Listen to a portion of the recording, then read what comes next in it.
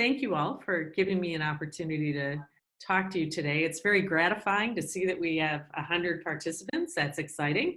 Um, and I'm going to sort of be giving you the sort of macro view of the K Award process so that you understand a little bit more about the system that you're applying to and where the stakeholders are and how the whole thing works. So the first thing is I want to make sure that people have a good sense of the types of career development awards because there are a whole lot of different K numbers at this point. And there are a few that we're going to focus on. My talk mainly focuses on K01, K08, and K23 because these are the main ones that the individual awards that you will be writing will go to. So K01s are for clinicians or PhDs in the field of epidemiology and outcomes research. And you must have accomplished independent research experience after earning your degree. So what does that mean? That means that you probably have had to do a postdoc and you should have published the work from your postdoc at the time when you apply. A K08 is for salary and research support for full-time supported career development in health-related research that does not involve patients. Okay, so this could be a clinician researcher doing database work, but typically this is somebody who is a PhD who does health-related research that doesn't involve patients. The K12 or KL2 is an institutional award. So our CTSI, under Mitch's guidance, has a KL2. Most of you are probably aware of that. And this is where the institution is given money by the NIH to award a number of K awards in a given year. And the decisions about who gets them is at the local institution. So in our situation, that would be at the CTSI, which is a 4-institution place with UCLA, Cedars, MLK, and Harbor UCLA, all as part of the CTSI. There are other K-12 grants at UCLA, and it's worthwhile to look those up in the reporter and see if you're eligible for any of them. The K-23 is the salary and research support for full-time supervised career development in patient-oriented research. This tends to be more for our clinician scientists who have completed their specialty training. K25s are here. I'm not going to go into much detail about them, but I have them in the slide presentation so that you know about them. And then finally, the K99R00 is an award that you could consider. And what this is it's really a hybrid where the K is the first phase and then the R is the second phase. It's a 5-year award with 1 to 2 years of mentored work followed by 3 years of individual work. And if you're having a hard time figuring out which mechanism you're best appropriate for, there's a website called the K Award Wizard at NIH, and I got the web link there that helps you sort out which one is most appropriate for you. In this talk, I'm also going to talk at the end a little bit about diversity supplements. So these are pictures created by the NIH. And this first picture is for individuals with a health professional doctorate degree. So these are really the schema for the MD researchers. And what you see there is the career timeline, right? Medical school, residency, subspecialty training, and then transitioning to independent investigator. And you can see where these various awards, what the NIH is kind of expecting in terms of where you are on your career timeline and when you're applying. So it's a little bit of a smear, but you can see that if you're in the first year of a postdoc, that's going to be way too early to be applying for a K08 or a K23. Most people typically are applying for these either, in the 3rd year of a postdoc or potentially in the 1st year of a faculty position. This is the same picture for individuals with a research doctorate. So these are our PhD scientists. And here what you see is the typical college, graduate school, doing your postdoc, and then this transition to becoming independent, and where these awards fit in the scheme. So most of them are after being a postdoc. I know there was a question in the queue in the chat about, if I'm a postdoc, can I apply for one of these? You're going to be more competitive if you're applying to start one of these after your postdoc. This is another picture from the NIH about when to apply. And again, you can sort of see that you could apply for these at the end of your postdoctoral research training, but more typically people are doing that when they are in that transition to their first faculty job. And you see where the NIH conceptualizes where that K99R00 falls on the picture. This is a picture for when to apply for diversity supplements. And here you see that diversity supplements are a reasonable thing to be applying for, from being a high school student all the way into being a faculty position. And I'll explain more of that at the end of the talk. So we get a lot of questions always about time commitment and salary caps. So these K awards require 75%, it should say full-time effort for people to the science described in the K award. Now, if you're in one of the procedural specialties, such as being a surgeon, or if you do cardiac catheterizations, you could request for 50% research time. And this is an effort by the NIH to acknowledge that people in the procedural specialties need to be doing their procedures, or else they'll lose their skills. The salary cap is another question that I get a lot of oftentimes. So it's $100,000 now for K08s and K23s. What I've done throughout the talk, and the slides are all available from all of our talks for you afterwards, is I've tried to put the NIH notices that you can click on for more details, because obviously in a 45-minute talk, I can't hit all the nuances. These awards also give you a research budget. And at this point, virtually all of the institutes are giving you $50,000 a year to support your research program if you get one of these awards, in addition to the $100,000 a year plus benefits for your salary. A little bit more on which awards are under the 100K, and you can see those listed in the next bullet. For the K01s, they are at 90,000 or higher for most of the institutes, and they also have the 50,000 research budget. So, if you're somebody who could be doing a K01 or a K08, and if there's a K08 that seems appropriate to you and it's at 100,000 a year versus 90 for the K01, you might decide to go with the K08. The important thing about all of these salary caps is there is some variability and exceptions at the institute level. So you want to check the website at the institute you think you should be applying to. So if it's National Cancer Institute or NCI, you want to go to their career development page and you want to look up their specific limits. So the effort and support, a little more detail. What do you do with the remaining 25% effort? So you could apply that for additional research projects. You could use part of that 25% time for your teaching. You could be using it for clinical work or any other activities that might be complementary to the career development that you propose in the K Award.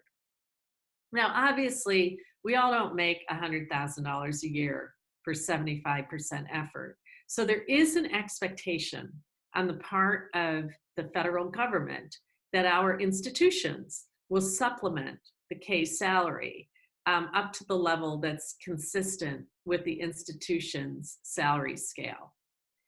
So what about that supplementation? The important thing is that the effort has to be directly committed to the K Award. and it must be from non-federal sources. So that could include institutional sources of support from UCLA or from your department or your hospital where you work. But the important thing is it can't require extra duties that interfere with the research that you've proposed in the K award. So you can't have like your chair saying, sure, I'll supplement your K award, but you need to be running the clinic for 50% of the week. That would be interfering with your 75% commitment to doing the research program. So, you know, some people struggle with this a little bit with their bosses. And so if your boss doesn't understand this, it's really important that you reach out to people either in the CTSI, people like Mitch or me. We can always get on the phone and explain the rules if need be to one of your supervisors. So for that 25% that's not directly committed to the K award, you can use federal support for, like, you might be a co-investigator on somebody else's grant, or you could use non-federal support as a project director or principal investigator or in another role, as long as the specific aims of the other supporting grant is different from those of the K award. So this might be a second project that you're working on that has different aims and that is part of that 25% that's not the 75% that is devoted to the K award. So, you know, this all is pretty confusing. And so the NIH has made these nice pictures to help us understand, and the link there for more explanation is at the bottom of the slide. But the blue part you see is the 75% effort minimally devoted to the K award, and salary supplementation to help make you whole to do this effort must come from non-federal sources. And then the 25% is not devoted to the K award. And that salary support can come from federal grants for other research or non-federal grants to do research, teaching, or the clinical duties that some of us have in our institutions. So very important change that you should all be aware of during the last 2 years of a mentored career development award. So let's say you have a 5-year award. NIH will permit you to receive concurrent salary support from any peer-reviewed grant from any federal agency if you meet the following criteria. If you are a PI on a competing research project grant or the director of a sub-project on a multi-component grant. So your boss or supervisor might have one of these multi-component grants. They're sometimes in the P series. It might be called like a P60. And your boss may have come to you and said, you know, would you like to develop a project as part of this multi-component grant? You're allowed to do that in the last 2 years, and you're allowed to be the PI of that sub-project. Your K award has to be active when the RP or U grant is submitted. And under those circumstances, if the grant is awarded, you can reduce your K award effort and time to 50% so that you have more time to work on the sub-project. This schematic explains that. And in the interest of time, I'm not going to walk you through it, but it's there for you to look at. It pretty much repeats what I just said, and I've got the link there for you. So what about leave? You know, life happens, right? I mean, we're all balancing our professional lives with our personal lives. Sometimes we might have a partner with an illness, or, you know, we might have a parent who needs hospice care, or we might have had a child who has some special needs, and it's not really feasible to stay full time. For details about how to have a leave or a temporary adjustment in percent effort, there's the notice of award. But this is developed to accommodate personal and family situations, such as parental leave, childcare, elder care, your own personal medical conditions or disability. It is not designed to accommodate the clinical needs of your department. So you can't activate this to go to 50% time because your chair wants you to do more colonoscopies every week, okay? So how do you activate this? It's actually pretty easy. What you do is you submit a written request to the NIH awarding institution, usually through your project officer, requesting a reduction in effort for up to 12 continuous months.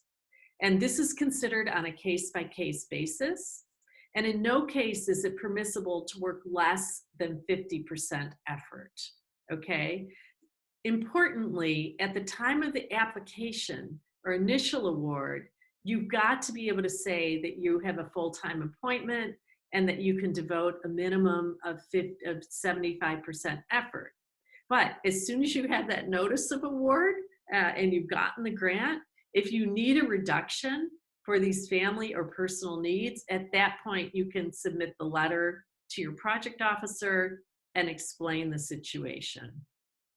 I've never heard of anybody applying for this and not getting it if it's, you know, really for an important family situation. The next topic I wanted to touch on is about resubmissions. So as much as we hope that you will come out of this workshop and you'll write your first K award and you'll get it on the first round, it's important for you to realize that that's actually really unusual. Many of the K awards funded require one resubmission. The way that you do a resubmission and how it's accepted is described on this slide. So NIH and the Agency for Healthcare Research and Quality will accept a new application following an unsuccessful resubmission. So this is important. A new application need not demonstrate substantial changes in scientific direction compared to the previously reviewed submissions and must not contain an introduction and response to the critique. So when you get rejected, and we all get rejected all the time, you have to make a decision. You're allowed to do one resubmission, and we strongly encourage you to do that. But if your resubmission got rejected, then you have the option of either abandoning the ship or creating a new application. And the first bullet is about the rules for a new application. Now, NIH will not accept duplicate or highly overlapping applications under review at the same time. And again, the notice about that with more details is there. This means that they will not accept a new application that is submitted before issuance of the summary statement from the review of the overlapping resubmission application. So you've got to get your summary statement back first before you decide to do a new application that overlaps. A resubmission application that is submitted before issuance of the summary statement from the review of the previous application can't really be done. I mean, you have to wait until you get the reviews and then resubmit. Now, last bullet's really important, which is resubmit right away. And there's a lot of reasons to do that. NIH will not accept a resubmission later than 37 months after the initial one. But importantly, study sections turn over. Most people are on a 3-year appointment if they're serving on study section. And so you really want your resubmission to go back to the same group of people who gave you the critique, and you want to show how you responded to the critique. You know, if you wait 30 months, it's going to be a whole new cast of characters on that study section, and they may have a whole different set of concerns. So it's really in your interest to, as soon as you've got those reviews, start preparing your resubmission for the very next cycle if you can. This slide just helps you with all of the crazy acronyms that the federal government uses. NIH obviously is National Institutes of Health. AHRQ is Agency for Healthcare Research and Quality. That's an institute that a lot of health services researchers go to. The Patient-Centered Outcomes Research Institute, or PCORI, is something that actually sits outside of NIH and outside of Health and Human Services Department. It is an institute that was formulated by the Affordable Care Act, and it's a public-private partnership. It's funded by a 1% tax on health insurance in the country. So it's a source that a lot of people who do patient-centered outcomes research or health services research might go to. An RFA is a request for an application. RFP is a request for proposals. PA is a program announcement. And FOA is a funding opportunity announcement. The important thing is that the RFA and the RFPs have federal money set aside for that specific topic area. Program announcements and FOAs are oftentimes unfunded mandates. So, you know, Congress gets lobbied by some group, like maybe people with spinal cord injuries, who say you're not funding enough research in spinal cord injury. If they put out a PA, that'll say, you know, we're interested in more spinal cord injury research, but it doesn't necessarily mean that we're allocating more funding. So, you know, if you have a topic area and there's an appropriate RFA for you to apply to versus an appropriate PA, it's always better to apply to the RFA because their funds have actually been allocated. So how does this all work? Where does the money come from? So we have a government in this country, functional, sometimes more dysfunctional other times. We won't rate 2020, but you can do that yourself. There is a Congressional Appropriation or funds allocated to NIH, and then NIH distributes those funds to each of the institutes. If you look at the institute's pages, you'll see that they are of varying size. The big institutes are National Cancer Institute and NHLBI, National Heart, Lung, Blood Institute. The other ones are somewhat smaller. The institutes then have two types of grants. They have investigator-initiated awards where people like you sit down and you think about what you want to study.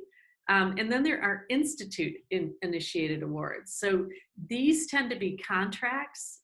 RFPs are for contracts or grants in specific areas where the institute needs to fund research to be able to spend the money. I'm getting called by somebody, hold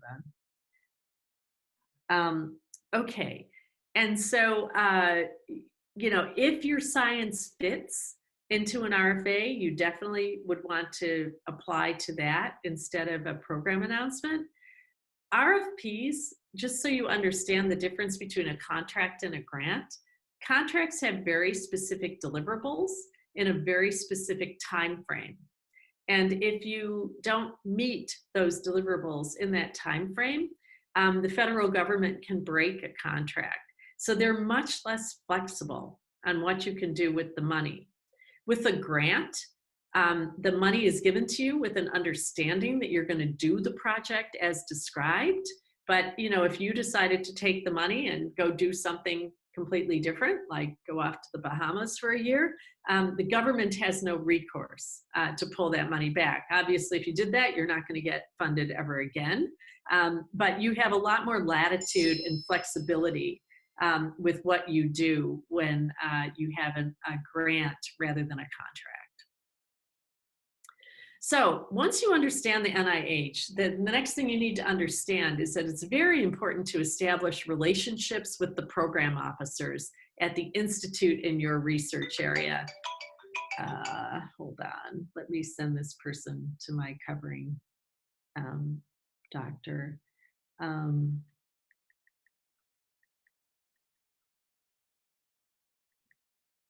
The problem with working from home.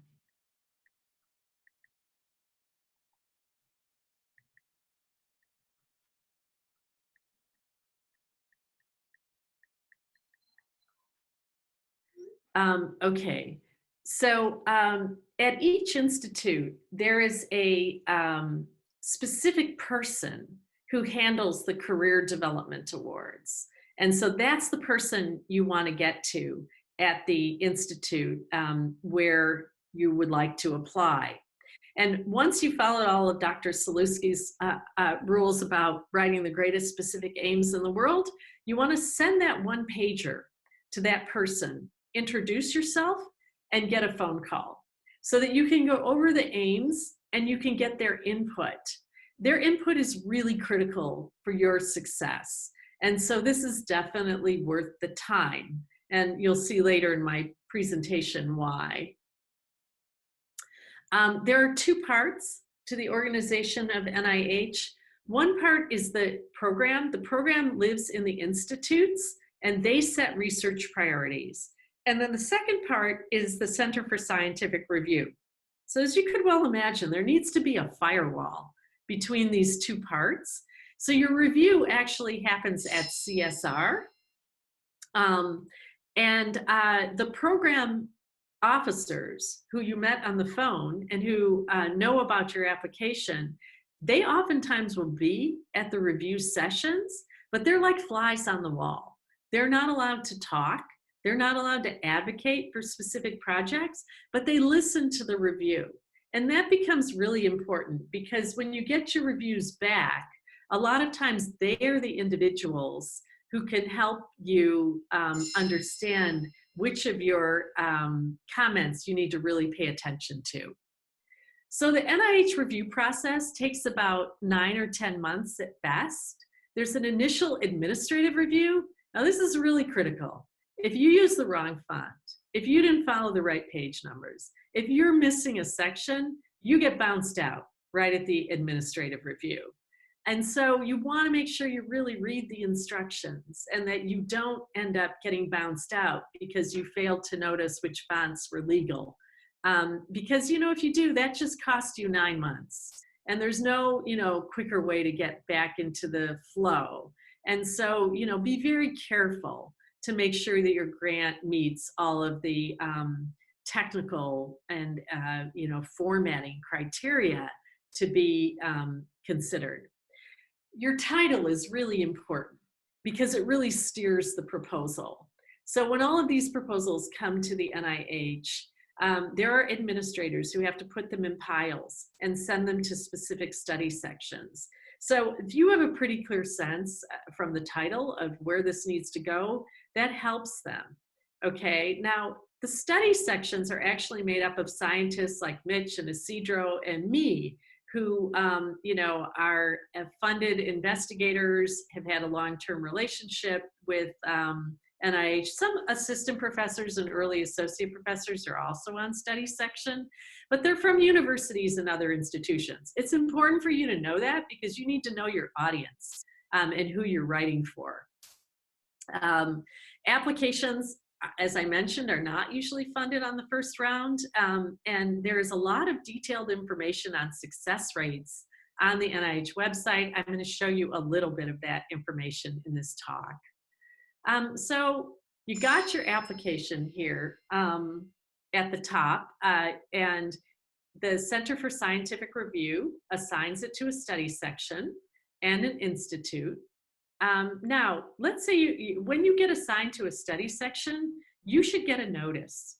Now, the people in the study section, that is public record, and it's easy to find in the, on the web, okay? So let's say you look up your study section and you see that there's nobody on the study section with any expertise in the area of your K award. Well, in this situation, it's very important that you contact the administrator at CSR and let them know that. Now, if there's another study section when you look around on the web that's a better fit or that your mentor thinks would be a better fit, you can ask for reassignment to that study section. If there's not a better one, what you can ask is that there be some special reviewers with expertise in your area added to the study section to help with evaluating your application. The study section, based on the strength of the application, then assigns a priority score, and the institute then uses the priority scores to rank the applications among those that they get back from the various study sections. And the final decision about whether to fund you or not happens at a meeting called Advisory Council. Each institute has an advisory council, and you will see these members listed on their website. The advisory council are advisors to the director of the institute, and they tend to be senior scientists who have been funded by the Institute for many years. It's prestigious to be asked to be on advisory council, and the advisory council then makes the final decisions about funding, and they do that in the order of the priority scores until the money runs out. But they don't do it in the exact order of the priority scores, because imagine, let's say half the grants in the pile were all about studying COVID-19, okay? Well, you know, they don't want to spend half the money in their institute on one topic. So they might make a decision to fund the top 3 or 4 applications in COVID-19, and then they might skip over a bunch and go to a grant in a different topic area. So the advisory council, they aren't obligated to go exactly in the order of the scores. They think programmatically for the whole institute and balance in their portfolio. So this is where your relationship with the project officer could make a difference, because the project officer will tell you when you talk to them whether your application meets some of their strategic plan priorities. And the project officer is also allowed to talk at the advisory council meeting. So let's say there are 2 applications and yours is one of the 2. And the 2 applications, their priority scores are almost identical. And your grant tends to be in a higher priority area because you talk to the project officer and you wiggled your specific aims a little bit to make it fit better with the strategic plan. At that point, your grant may be pulled in and the other one may not. And so this is where the relationship with the project officer, and in particular, when you submit your grant, you want to make sure that you send a copy to the project officer of the scientific section, letting him or her know that you did submit it, and you want to thank them for helping you shape it during that phone call. And that thank you and sending them a copy of the proposal may be the thing that helps them be a stronger advocate for what you're proposing when the grant goes to council. This is a description of the scoring system so that you can see what it looks like. It's unusual. So the score here is 1 to 9, but it actually gets multiplied by 10 before you see it. So it's very unusual, I would say, for most grants below a 3 or a 30 to be funded on the first cycle. Again, the final decision is at council, and that's where that previous relationship matters. Now, you would think that once you're funded that you might get a congratulatory letter, or that somebody might say something nice to you, and this actually is not the case. Usually we know that we're funded because the administrative procedures to set up the budget and to transfer the fund to our institution through the Office of Grants and Contracts starts happening. And if that happens, then at that point you might contact that project officer and confirm that things at council went such a way that you're likely or you have been funded. The council meetings are also, the dates of them are in the public record on the NIH website, so you can see when it's going to be.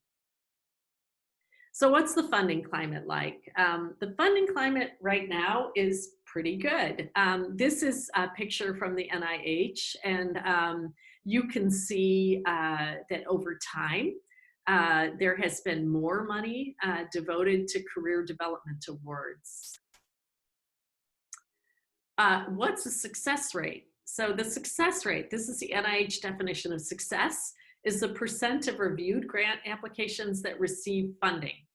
And these are computed on a fiscal year basis, and they include applications that are peer-reviewed and either scored or unscored by the initial review group. So this is important for you to know, that the way the scoring works is there will be 2 or 3 people assigned to your application, and they will submit a score.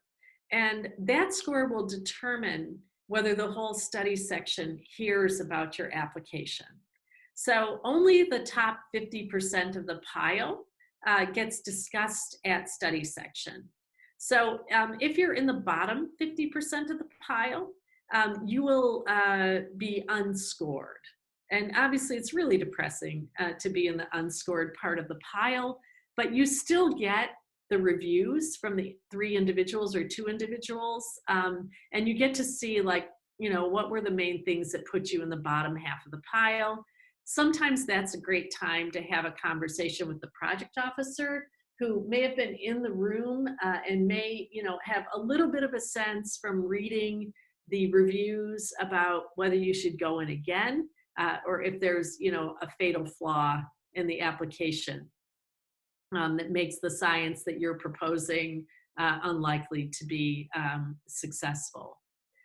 So success rates are determined by dividing the number of competing applications funded by the sum of the total number of competing applications reviewed plus the number of funded carryovers. Applications that might have 1 or more submissions for the same project in the same year only count once. So let's say you had an initial application, you got a score of 35, which is great. You had addressable comments, you went right back in the next cycle on a resubmission. In that denominator, your application only counts once. So what does the success rate look like?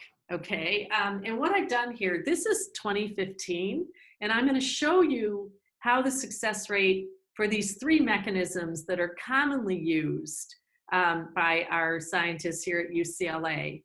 And I want you to look at the last 2 columns, mainly the success rate and the total funding over time, okay? And you know, these numbers may look grim to you, but what I always tell investigators such as you, who are at a research intensive university where you know, you had to compete mightily to get your faculty job or your position, you know, you have to think nationally about this. And, you know, when have you not in your career been in the top 1/3 of any group that you've been in? You know, so getting, you know, getting into the top 1/3 should not be out of reach. So this is what 2015 looks like. This is 2016. This is 2017. And so here what you're seeing is that total funding column is going up, right? You know, so let's look at the K01 line here. It's 28 million in 2015, 28 million in 2016, 30 million in 2017. You also see that, you know, the success rate's pretty stable, but it does wobble a little bit. If you focus on the K23 line, you see it went from 33 million. By 2017, it's at 39 million. By 2018, it's at 45 million. And the success rate is pushing 40%. So, you know, I would say there's like no better time than now. Usually by this talk, I would have the 2019 numbers. I think COVID may have slowed the NIH down a little bit, so the 2019 numbers aren't out yet, that I could find at least before giving the talk. But I think the linear trend has been good. And so, you know, my message to you is there is no better time than now to think about applying for these awards. There's another term that you will see used called the Payline.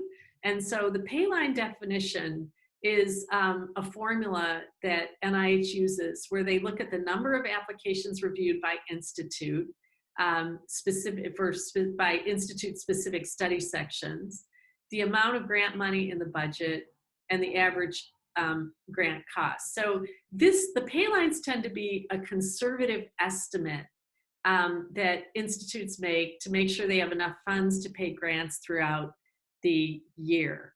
The important thing is the Paylines vary a lot by institute. So if you have a grant that could go to maybe 1 or 2 different institutes, you may want to look at the Payline and have that influence your decision about which institute to go to. So on this slide, it's kind of busy, but I've listed some of the big institutes: Cancer Institute, Heart, Lung, Blood, National Institute of Diabetes, Digestive and Kidney Disease, National Institute of Aging, and National Institute on Mental Health. And I have shown you success rates for a couple of years, and then where the Payline has been. Now, you know, recently we've had this thing called the Early Stage Investigator. And what you see here is that for early stage investigators, like let's look at NHLBI in the second row, the red numbers. What you see here is the Payline is at the 14th percentile for grants overall. But for people who meet the early stage investigator criteria, which many of you would, the Payline was at the 25th percentile. So this is important for you to consider, not so much for your K award, but when you're writing that first R award. So in the last 2 or 3 minutes here, I just wanted to talk to you about research supplements to promote diversity in health-related research. I'm showing you a report from 2016 because I haven't seen a more recent one produced. The eligible grants for diversity supplements are listed here. So as you can see, like a lot of grants are eligible for this funding. And if we look at diversity supplement awards over time, or overview, number of new applications per year is about 900. Number of new awards is about 600. And the success rate here for diversity supplements is closer to 70%. So this is whether you're linking your supplement to a new award or a continuing award, which is an award that might be in the second or third year that maybe your PI has. These are funded at a very high rate. So, if we look, another way to look at this is the trend in diversity supplement awards over time. And it has stayed, pretty high in terms of the number of total awards and the amount of funding. This is interesting. So if we look at the funding of all diversity supplement awards versus the eligible parent grants, what you see is that less than 1% of all eligible grants ever have a diversity supplement application attached to it. So there are many, many more grants that could be doing this. What does that mean for you personally? If you are eligible and you can find a grant that's good for you to attach a supplement to, you're very likely to be able to get it. There also is a lot of variation by institute in terms of the amount of funds. And so, this is another thing to consider when you're thinking about where to apply. On this picture, we see, the diversity supplements awarded funding as a percent of all eligible parent grants by institute. And again, you see that very few people put in these applications, and so it's less than 1%, and yet your chances are pretty good. I'm going to skip over that one. This looks at new diversity supplement applications and success rate by eligibility group. So the success rate here, we'll take the second row. If you are African American, there's about a 70% success rate. If you're Hispanic, it's about a 66%. If you're from a disadvantaged background, so this would be growing up maybe in a rural area or growing up in a very low income family, about 73% success rate. And you can see here, the number of applications and the number of new applications awarded. This is by investigator level. And look at the high school students. 100% of awards were made in this situation. Almost done here. I can answer the 6 pages that have come in. If we look at diversity supplement awards by new and continuing award by career level, and this is the dollar amount awarded.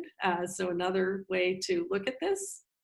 And I will stop there, and usually Isidro follows me, so that's why I got this last bullet. I think I'm out of time and we need to go to the next talk, but I will be here for the Q&A period. So thank you.